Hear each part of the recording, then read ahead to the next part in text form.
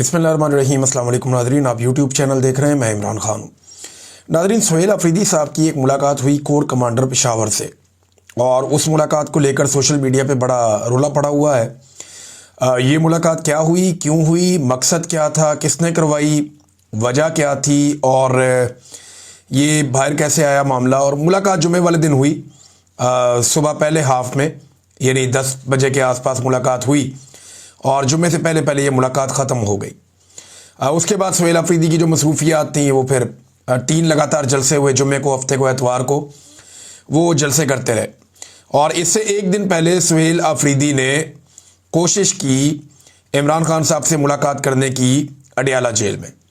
जुमेरात को वो कोशिश करते हैं इमरान खान साहब से मुलाकात करने की, वो मुलाकात नहीं होती। सुहेल अफरीदी साहब वापस आते हैं खैबर पख्तूनख्वा में, वहाँ वज़ीर आला हाउस में उनकी मुलाकात होती है कोर कमांडर पेशावर से, और उसके बाद वो एक जलसे में जाते हैं। अगले दिन उनका एक जरगा होता है, और फिर अगले दिन करक के अंदर एक जलसा होता है। इन जलसों में सुहेल अफरीदी ने नहीं बताया कि उनकी कोर कमांडर से मुलाकात हुई। ये रूटीन की मुलाकात है, वैसे ये वज़ीर आला की ये होती रहती हैं मुलाकातें, लेकिन नॉर्मली ये चीज़ें सामने आ जाती हैं।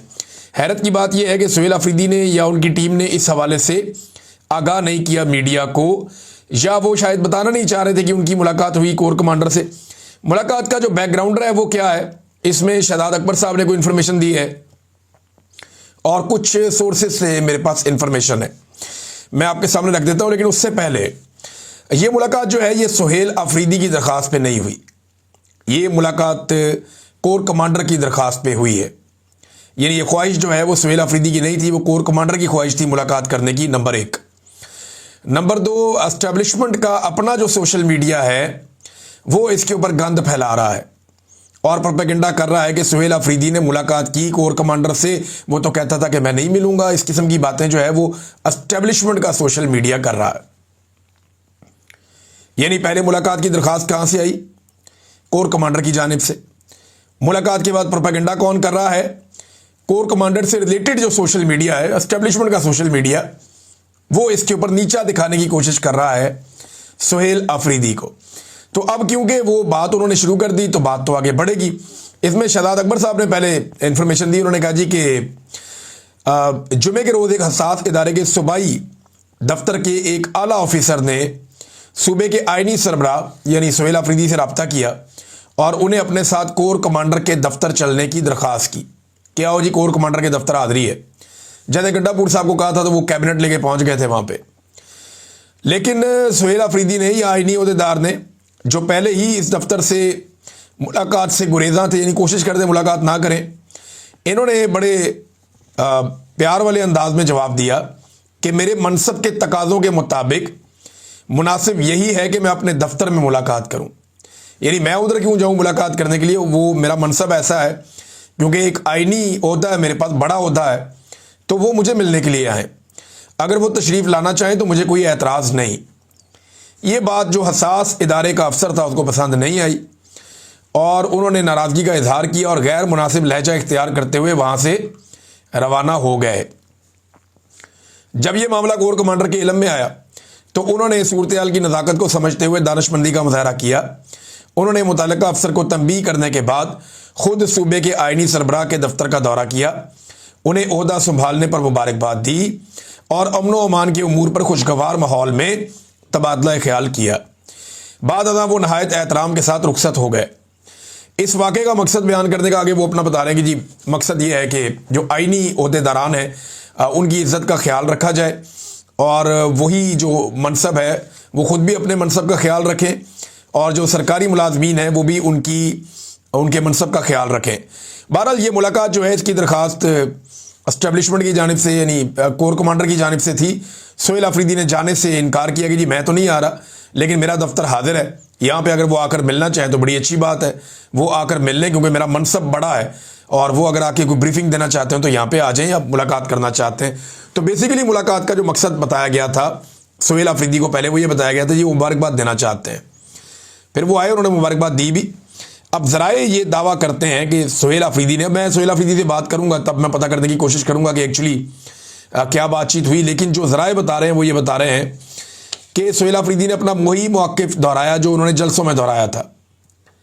खास तौर पे ऑपरेशन को लेकर, मिलिट्री ऑपरेशन को, ड्रोन हमलों को, इन चीज़ों को लेकर उनका वही मौक़िफ़ था जो इमरान खान साहब का मौक़िफ़ है।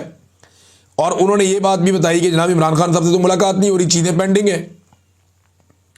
तो अब कुछ लोग कह रहे हैं कि शायद इमरान खान साहब से आज के दिन में सुहेल अफरीदी साहब की मुलाकात हो जाएगी। ये दावा किया जा रहा है इस मुलाकात के बाद। तो जुम्मे वाले दिन ये मुलाकात हुई थी, लेकिन जुम्मे की अगर आप तकरीर उठाकर देखें सुहेल अफरीदी की, तो उसमें तो कोई लचक नहीं थी। हफ्ते वाले दिन भी कोई लचक नहीं थी, एतवार वाले दिन भी कोई लचक नहीं थी। लेकिन गंडापुर से ज़रा मुख्तलिफ तर्ज अमल है। गंडापुर साहब खुद मिलने चले जाते थे, बाद वक़्त गायब भी हो जाते थे बेचारे, और पता ही नहीं चलता था गंडापुर साहब गए कहाँ पे। फिर अचानक नमूदार होकर कहते थे मैं फ़लाँ जगह से आ गया हूँ, पहाड़ क्रॉस कर लिए। उनकी अपनी एक कहानी होती थी। लेकिन सुहेल अफरीदी ने जो तरीका कार इख्तियार किया, ये इज़्ज़त वाला तरीका है। और इतने बड़े आईनी ओहदे के ऊपर बैठे हुए शख्स को इस तरह पॉजिटिव एटीट्यूड के साथ जाना चाहिए। जो भी आए उससे मिलना चाहिए, बात करनी चाहिए। सूबे के मसाइल हल करने तो सबसे आपको मुलाकातें करनी पड़ेंगी।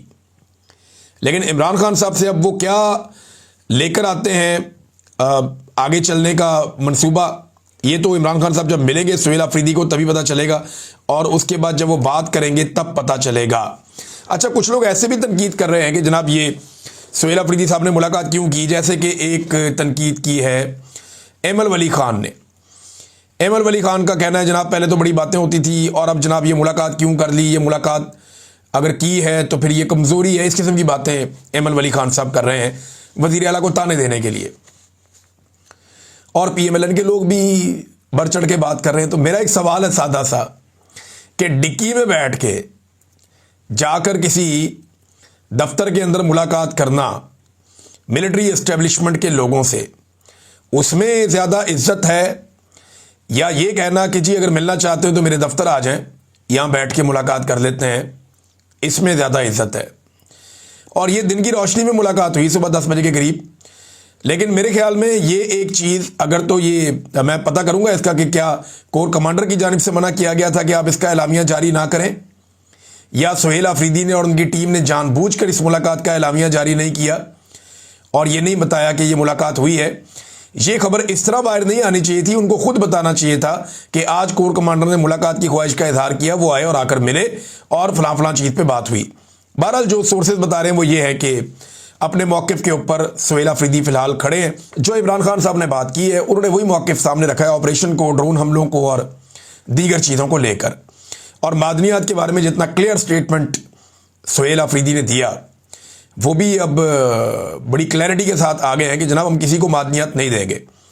लेकिन मेरी इत्तला के मुताबिक एक बहुत बड़े ऑफिसर का भाई है जो मादनियात के सौदे करता फिरता है, और ये बात बड़ी जल्दी खुलने वाली है।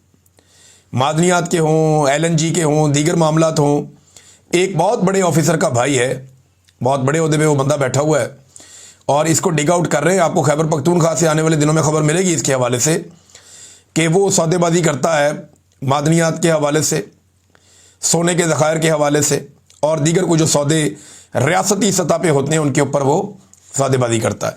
नाज़रीन, अब एक और ख़बर है, इसराइली अखबारात बता रहे हैं चीज़ें हमें पाकिस्तान से पता नहीं चल रही। पाकिस्तान के अखबारात को कोई बताता ही नहीं है, पाकिस्तान की मीडिया को वैसी ही इजाज़त नहीं है, मीडिया सारा कंट्रोल किया हुआ है पाकिस्तान का। तो हमें पाकिस्तानियों को इसराइली अखबारात ये बता रहे हैं कि पाकिस्तान की फ़ौज एक खसूसी ड्यूटी पे गज़ा जा रही है, यानी फ़ौज गज़ा जाएगी एक ख़ास ड्यूटी करने के लिए। ये बात पाकिस्तानियों को बता रहे हैं इसराइली अखबारात।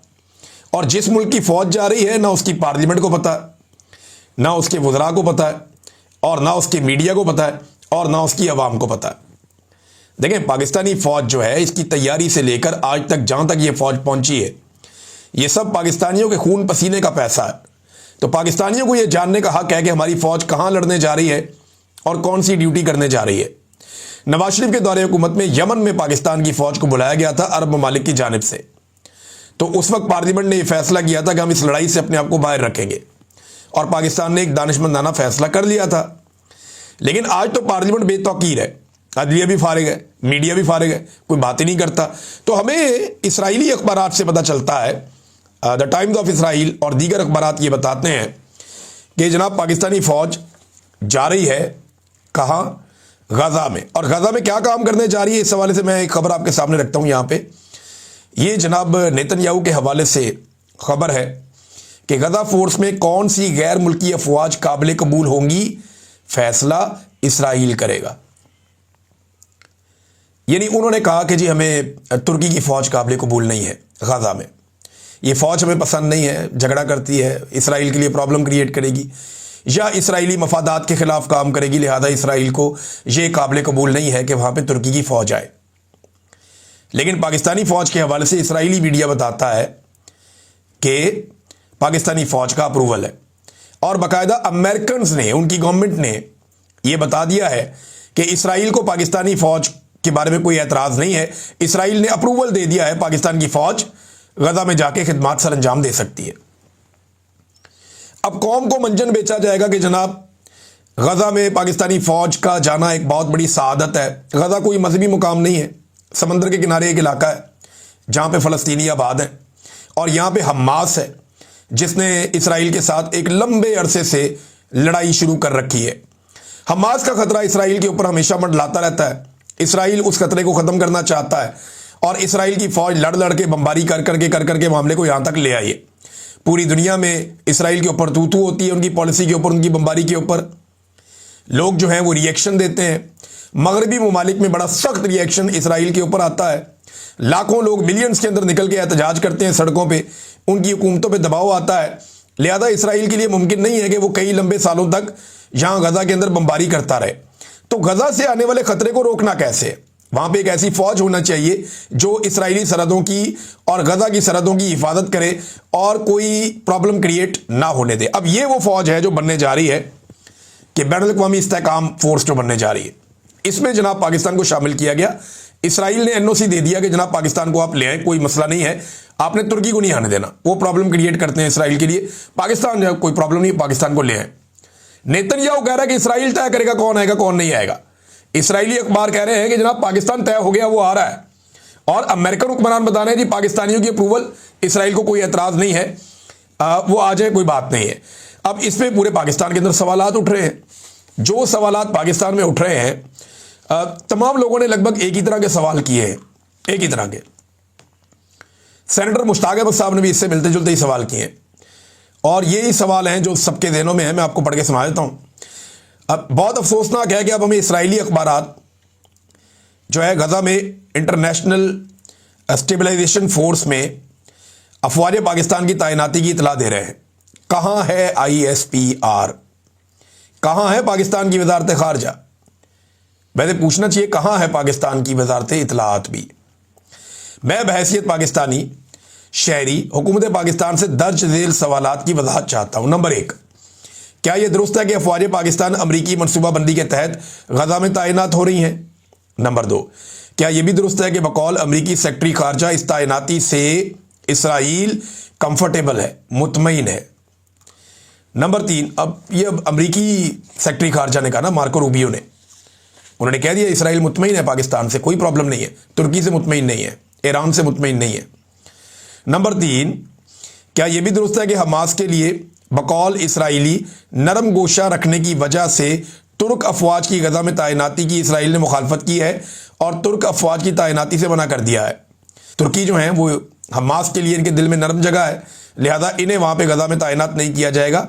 हाँ, जो हमास से हमदर्दी नहीं करते या जिनके दिल में हमास के लिए हमदर्दी नहीं सख्ती है, उनके लिए प्रॉब्लम नहीं है। बहरहाल चौथा सवाल उन्होंने ये पूछा, क्या यह दुरुस्त है कि दूसरे मरहले में हमास को गैर मुसल्लह करने की जिम्मेदारी इस इंटरनेशनल स्टेबलाइजेशन फोर्स की होगी? नंबर 5, क्या गजा में अफवाज पाकिस्तान की तैनाती से अफवाज पाकिस्तान इसराइली फौज के साथ राब्ते में रहेगी या आएगी? ये बड़ा अहम सवाल है। बिल्कुल आएगी, क्यों नहीं आएगी? एक तरफ इसराइली फौज खड़ी है, दूसरी तरफ आप खड़े हैं, तो राब्ता तो रहेगा। और दूसरा, गजा के अंदर जो सारा इंतजाम है वो आपके जिम्मे हो गया।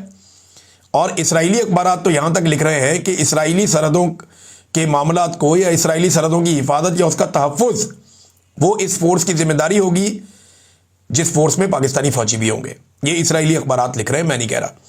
Number 6, international stabilisation force Pakistan जिसका एक मुबैना जुज़्व होगा, इसका दायरा कार अहाता अमल क्या होगा? क्या ऐसी किसी भी तैनाती पर पार्लियामेंट में खुली बहस होगी? पार्लियामेंट की मंजूरी इसके लिए ली जाएगी या जो फैसला एस्टेब्लिशमेंट कर देगी बस वही हो जाएगा आंखें बंद करके? और फिर उन्होंने कहा कि जी शमा जुनेजो वाली चालाकी यहाँ नहीं चलेगी, याद रखें ट्रंप की गुलामाना खुशामद यहाँ पे नहीं चलेगी, तमाम हक़ाइक़ कौम के सामने रखे जाएं, फ़लस्तीन फ़लस्तीनियों का है पूरा का पूरा और अल-कुद्स शरीफ इसका दारुल हुकूमत है। बहुत अफसोसनाक है, अब हमें इसराइली अखबारात ये चीज़ें बता रहे हैं। ये जनाब अब बातें की हैं इन्होंने। देखिए, हमें ये बताया गया कुछ अर्सा पहले कि हरमैन शरीफैन की हिफाजत के लिए पाकिस्तानी फ़ौजें जा रही हैं। पाकिस्तानी बड़े खुश थे, ये पाकिस्तानी अब ये बात सोशल मीडिया पे उठा रहे हैं। हमें बताया गया दुनिया के जितने भी मुसलमान मुल्क हैं वो सबकी जिम्मेदारी है। दुनिया के एक एक मुसलमान वो अपनी जिम्मेदारी समझता है कि हरमैन शरीफैन की हिफाजत करना, और इसके लिए कोई भी अपनी जान दे देगा। तो बताया तो पहले ये गया था, लेकिन अब पता चला कि ये तो इसराइली मफादात की हिफाजत होने जा रही है। अच्छा, कुछ लोग इसको इस तरह जामा पहना रहे हैं कि इससे फ़लस्तीनी सिक्योर हो जाएंगे। कैसे हो जाएंगे? देखिए, आपको जरा टेक्निकली इसको समझें थोड़ा सा। पाकिस्तान का हमेशा से ये मौक़िफ़ रहा है कि इसराइल ने जिन इलाकों पे कब्जा किया वो काबिज़ है और ये इलाके फ़लस्तीनियों के हैं।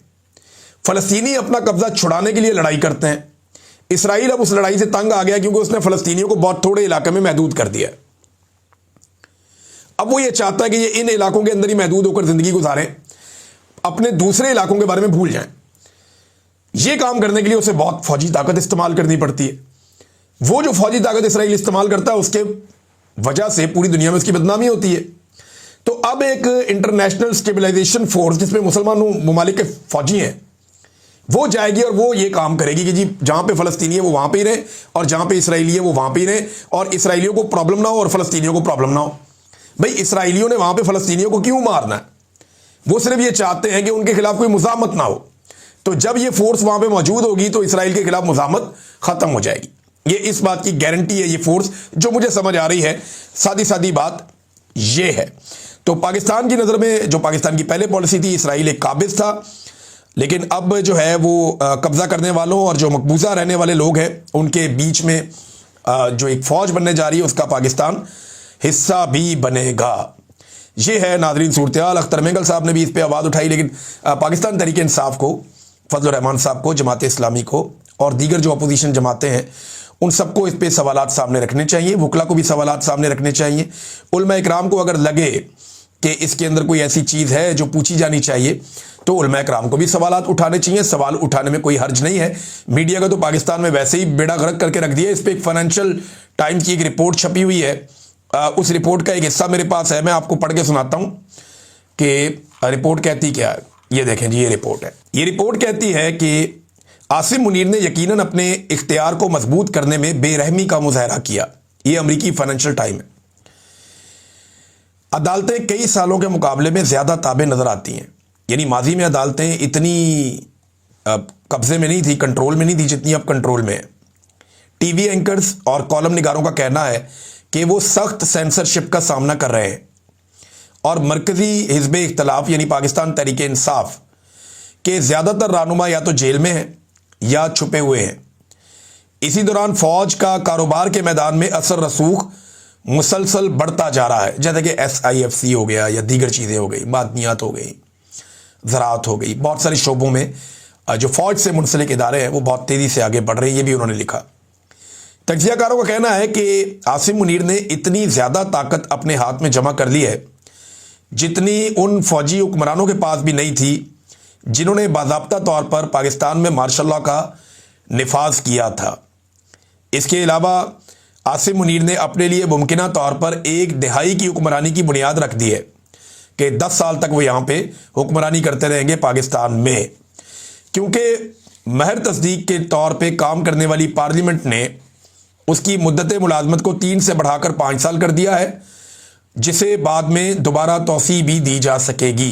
यानी एक मरतबा फिर उनको जो है एक्सटेंशन दी जा सकेगी। अगर 5 साल मुकम्मल करते हैं उसके बाद फिर तो 10 साल की जो हुकूमत है उसकी बुनियाद रखी है आसिम मुनीर साहब ने अपने लिए।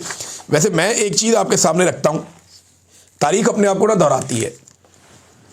एग्जैक्टली जो काम मुशर्रफ के लिए काफली करती थी ना, वही सेम काम इस वक्त आसिम मुनीर साहब के लिए पीपल्स पार्टी और PMLN कर रही है।